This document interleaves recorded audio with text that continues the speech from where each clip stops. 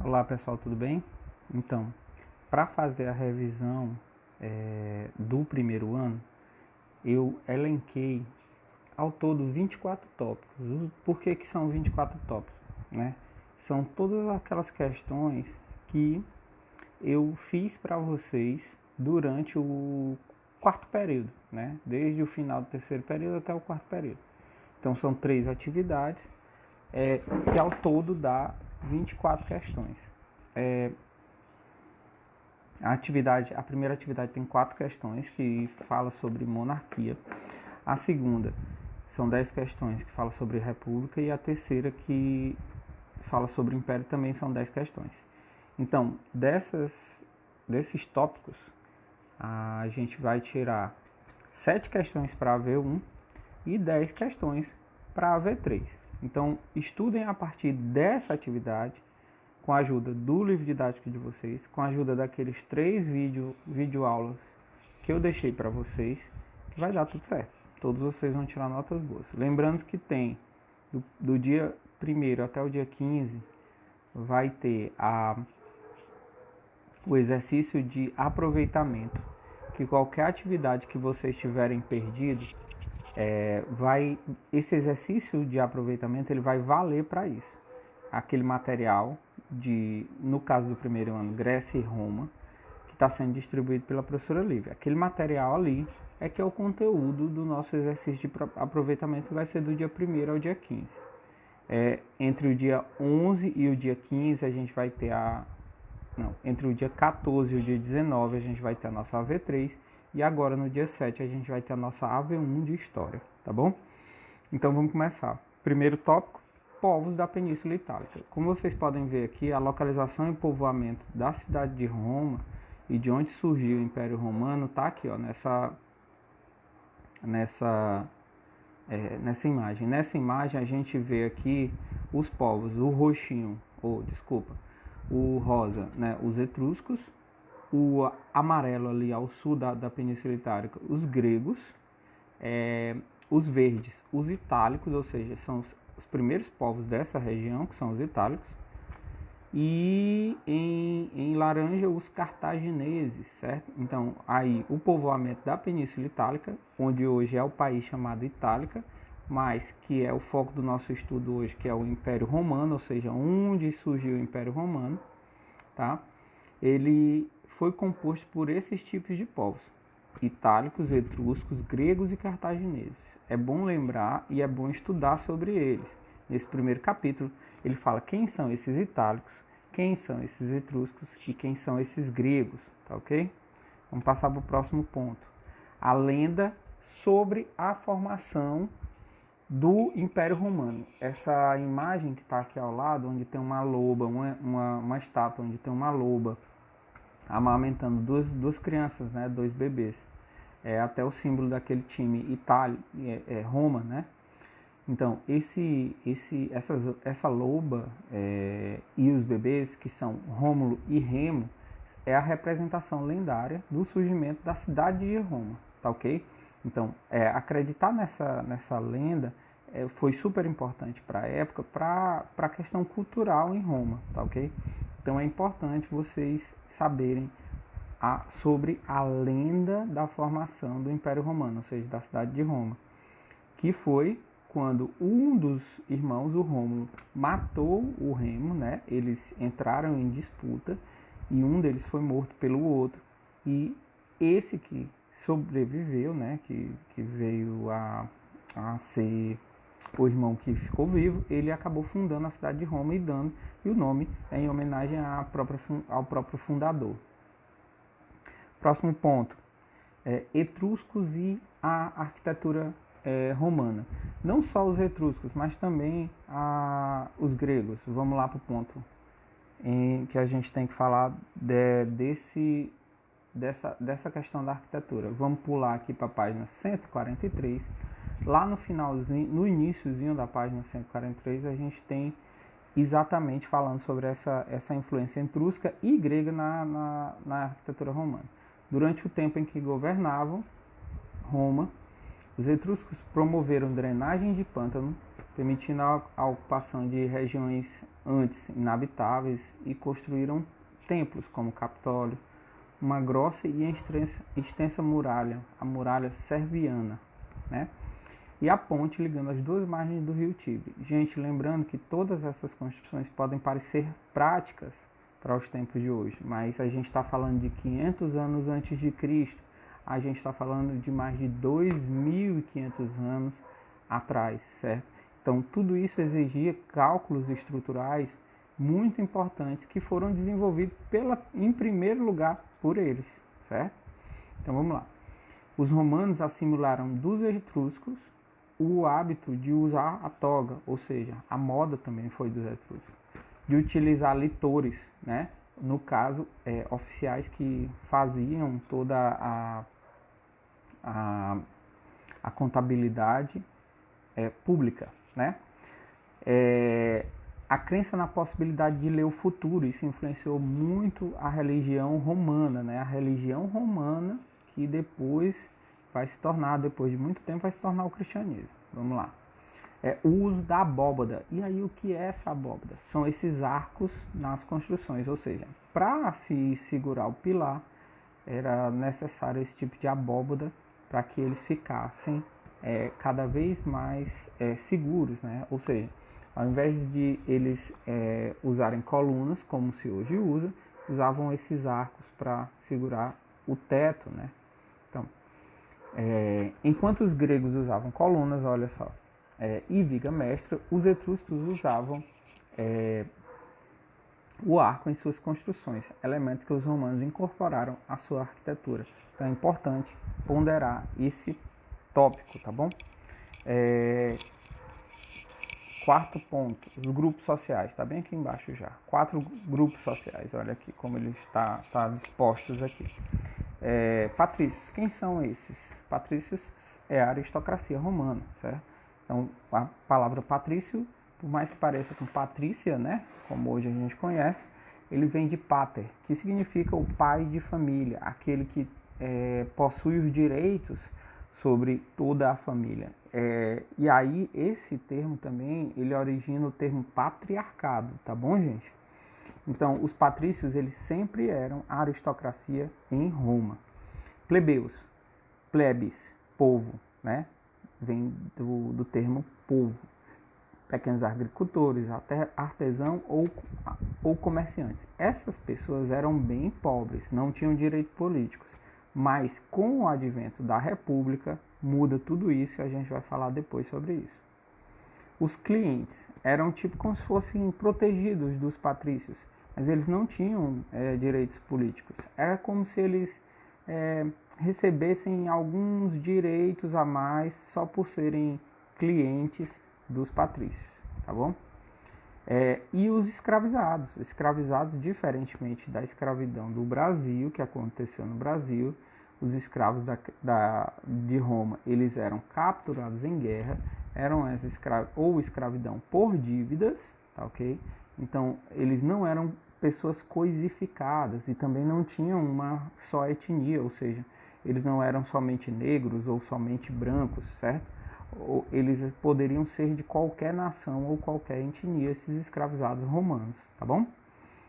Então, é importante pensar nesses 4 pontos da sociedade romana. Vamos para o próximo ponto. Quem são os magistrados da República? Vamos lá para a página 144. Essas 5 imagens aqui mostram os 5 principais magistrados dessa república. O cônsul, o pretor, o censor, o questor e o edil. E aí eu já passo para a função de cada um deles, que é importante, que são os próximos pontos que a gente vai falar nessa questão. Olha só, é importante pensar quem são o cônsul e quem são o pretor, censor, questor e edil. Então vamos lá, censor, eles são 2, lembrar sempre, são 2. O cônsul administrativo, ou seja, o cônsul que governava de fato a cidade de Roma, e o cônsul que era do exército, ele era como se fosse o general máximo. Isso é muito importante para a fundação do império, tá bom? Então são 2 cônsules. Os 2 eram eleitos pelo Senado, certo? a Assembleia se reunia e decidia, o Senado decidia quem ia ser esses cônsules. Lembrando, gente, que parece como se fosse aquela eleição da Câmara e do Senado hoje em dia no Brasil, né? Então esses cônsules eram mais ou menos assim. Um governava a cidade e o outro era o chefe do exército. O pretor, quem era esse cara? Pretor, vocês têm que pensar sempre na justiça. Ele aplicava a justiça. Então ele decidia sobre crimes, sobre dívidas e etc. Como vocês verem nessa imagem aí, ele está segurando uma balançazinha. Essa balança, ela é o símbolo máximo, né, da justiça até os dias de hoje. Quem é o censor? O censor, como diz o termo até hoje, é aquele que faz o censo. O que é o censo? É a contabilidade das pessoas.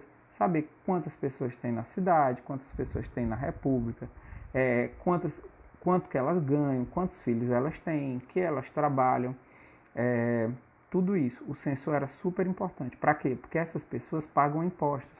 E cada uma delas tem que pagar determinados impostos de acordo com a sua renda, sua riqueza, seu status e etc. O questor, esse é super importante. Ele não tem relação com as pessoas e sim com o dinheiro que elas produzem. Ele administrava a contabilidade da República. Era como se fosse o tesoureiro da República Romana, não é verdade? Então, e esse último, o edil, ele tinha a função mais policial. Ele fazia a proteção e a defesa das pessoas, prendia criminosos, enfim. Esse edil era o magistrado que tinha mais relação, mais próxima com as pessoas da República Romana, sejam elas patrícias ou seja elas plebeus. Lembrando que todos esses magistrados, no início da República, só podiam ser patrícios, e depois é que se tornam, alguns podem ser plebeus. Bom, dessa forma a gente vai lá para o 8º tópico, que são as assembleias, viu? Então vamos lá. O que é o Senado? É super importante vocês estudarem o que é o Senado romano, e as 3 assembleias. As 3 assembleias são um tópico aqui 8, 9 e 10 que eu marquei para vocês. Então, o que são essas assembleias das tribos? A Assembleia das Tribos são as reuniões de bairro. Se vocês já ouviram falar em representação de bairro, em aquela associação de moradores, então, era como se chamavam os bairros na República Romana. Eram as tribos. Essas pessoas normalmente eram agrupadas pelo que elas faziam, que tipo de função, emprego, profissão elas desempenhavam, certo? Todos esses cidadãos que participavam dessa Assembleia das Tribos eram patrícios, ok? Beleza. Essa Assembleia, ela decidia quem ia ser os questores e edis, ou seja, quem ia ser os policiais e os tesoureiros. Questores era como se fosse o tesoureiro e o edil é como se fosse o policial, certo? A Assembleia da Plebe era uma assembleia menor, uma assembleia que, como diz, da plebe, dos mais pobres, do povo, mas ela tinha decisão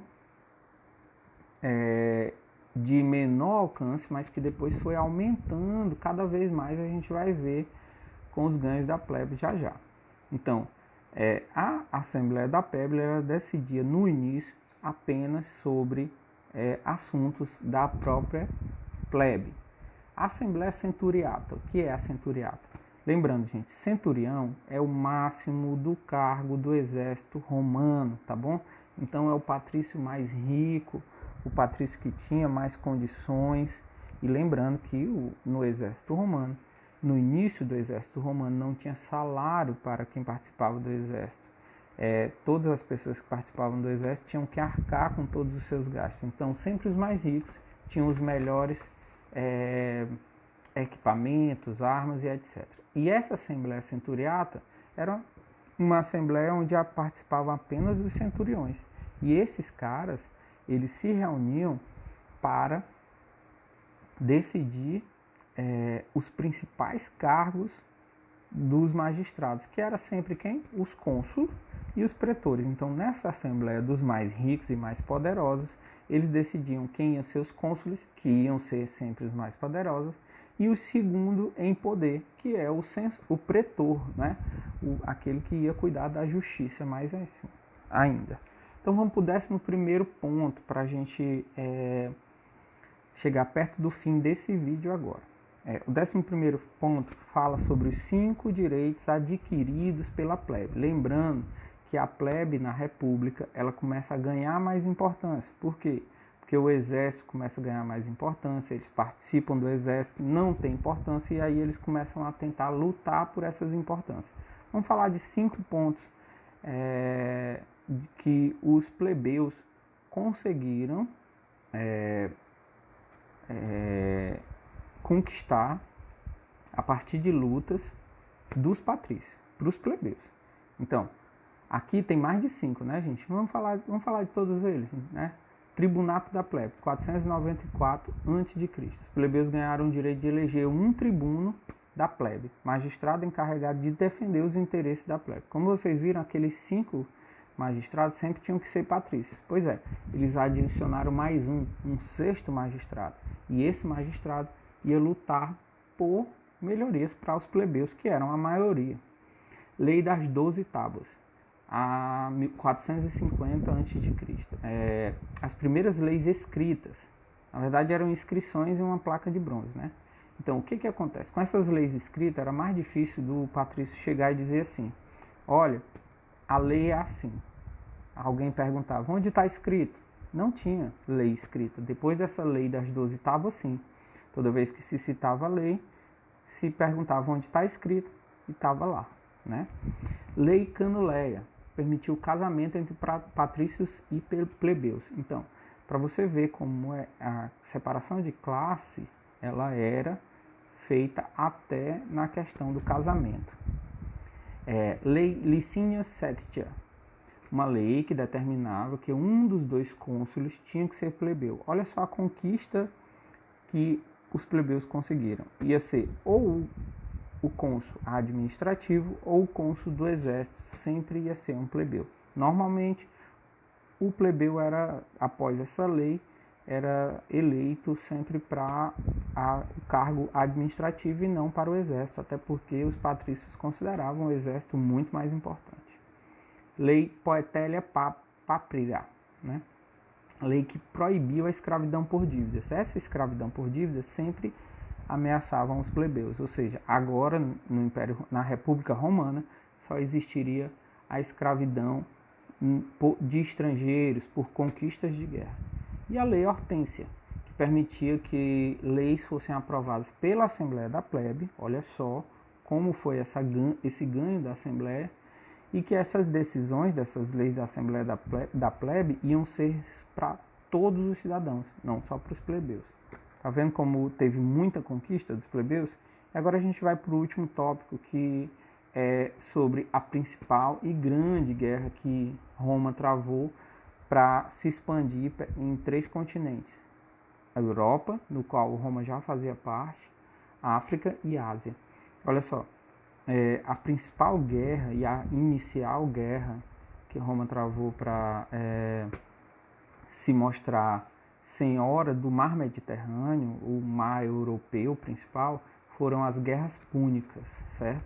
A guerra contra Cartago. Cartago hoje é no atual país chamado Tunísia e era o principal conquistador da época, o principal comerciante, a principal cidade da época. E quando Roma tenta dominar esse mar para ela, eles se opõem.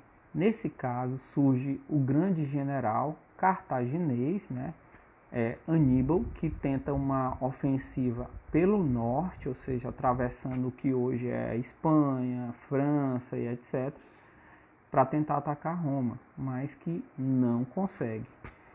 Após as guerras púnicas, nenhum inimigo romano consegue mais ser páreo, fazer algum tipo de frente a essa expansão de Roma perante esses 3 continentes. Por isso que ela acaba se tornando o maior império do Ocidente até os dias de hoje, né? Então é isso. Por enquanto são esses 12 pontos que vocês têm que estudar, né? E no próximo vídeo tem outros 12 pontos. Valeu!